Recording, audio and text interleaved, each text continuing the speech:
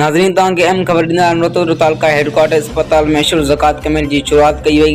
अशर ज़कात कमेटी तरफ़ां हर महीने मुस्ताक गरीब मिसकीन मरीज़न के दवाऊं इंसुलिन की खरीदी लाइ 3000 रुपयनि की पर्ची फराहम कई वेंदी। उन हवाले से तालुका अस्पताल MS डॉक्टर तैयबा सुल्तान मीडिया से ॻाल्हाईंदे चयो त शहरवासियों की मुबारकूं हुजनि।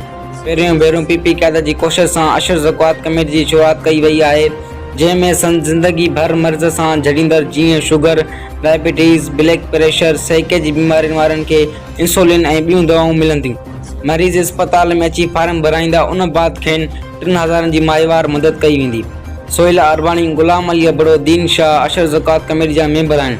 उहे फार्म जारी कंदा। अशर ज़कात कमेटी के मेंबरनि सोहेल मुमताज़ अरबाणी, गुलाम अली अबड़ो, दीन मोहम्मद शाह चयो त पाकिस्तान पीपल्स पार्टी तरफ़ां अशर ज़कात कमेटी शुरू करे रहिया आहियूं, जैमें गरीब मरीज़न के असां फार्म जारी कंदासीं, उन बाद स्टोर तां 3000 जी दवाऊं ख़रीद करे सघंदा।